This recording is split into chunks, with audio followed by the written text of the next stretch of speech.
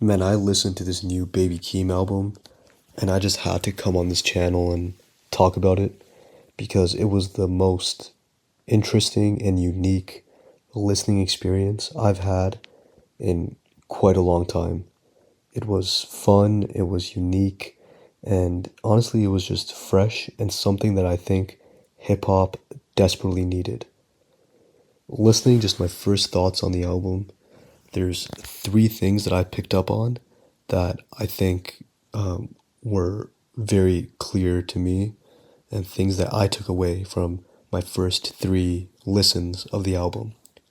First, just how distinctive the sound is. Second, just how versatile the album is. And number three, just how cohesive the production is with adding the casino concept all throughout the production. So, number one, the sound here is entirely distinctive from anything else that we're hearing right now in modern hip hop. Because I feel like in modern hip hop, the trap sound is becoming very predictable.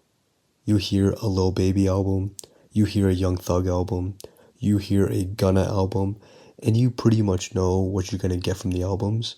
You know what the flows are going to be like, you know what the substance is going to be like. But more or less, it's going to be the same kind of album every time. But that doesn't just go for the trap genre. It also goes for, lyrical rap we're seeing as well. J. Cole, for example, just dropped an album that I thought was amazing.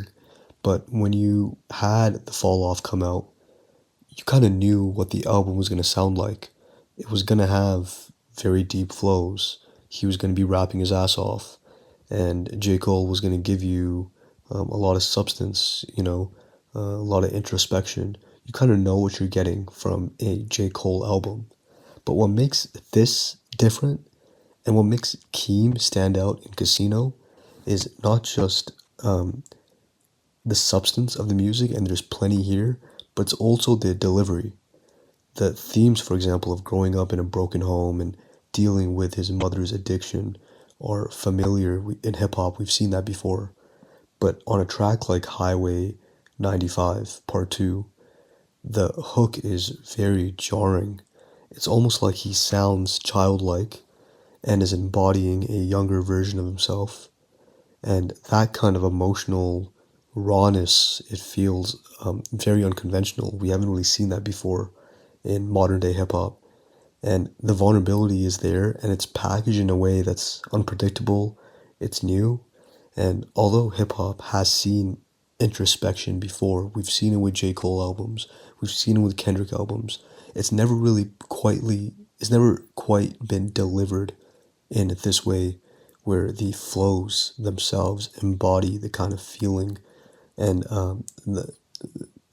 the youth of the person who is embodying that spirit. It's very unique. It's very different. I loved how distinctive this album sounded compared to anything else in hip hop. But number two, there's also just how versatile the album is itself. Like, there's not just one place that this album sits in. There's not just one sonic pocket that it fits in. It continues to move. Like, for example, on Good Flirts and on Sex Appeal, he leans into a melodic performance on both of these songs, but they're very different melodic performances. One, for example, on Good Flirts feels very playful, while the other one, on Sex Appeal, feels very smooth and controlled. This is a vocal texture shift, it's a cadence shift, it's an energy shift that is, it deserves recognition. And then you get a track that isn't even in that lane whatsoever. It's a complete pure adrenaline track like Casino. It's an aggressively hype rap performance. It's driven by sharp flows and intensity rather than a melody like in Sex Appeal and Good Flirts. That jump that we see from introspective storytelling to melodic experimentation, it shows a very incredible range for a rapper. And that versatility, it never feels forced.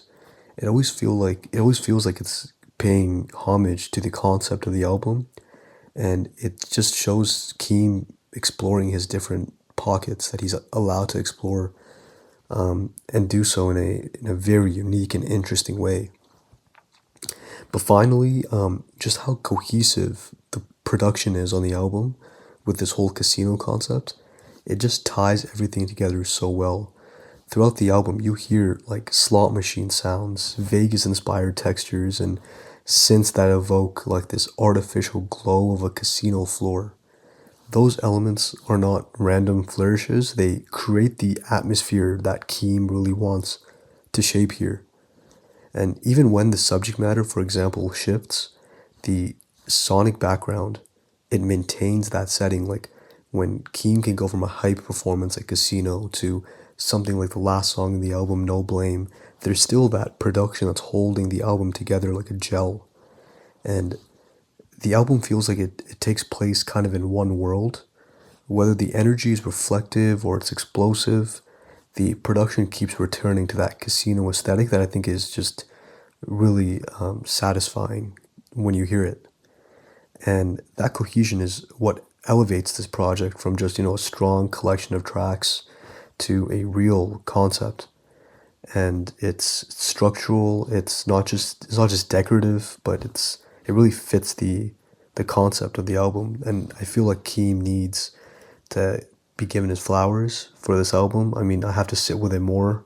I have to really digest it. I have to see how it fits together more. But just on first listen, this sounds very distinctive from anything else that we've been hearing in hip hop so far. It's extremely versatile, just in the melodic performances and how introspective he's getting. It's incredible in that way. But then also the production it feels like it's a movie when you're listening to this album, and the production really helps with doing that. These are my first thoughts on the Baby Keem album. I'm gonna sit with it more. The internet is gonna sit with it more. But on first listen, I think this is a great album, and I can't wait to explore it even more.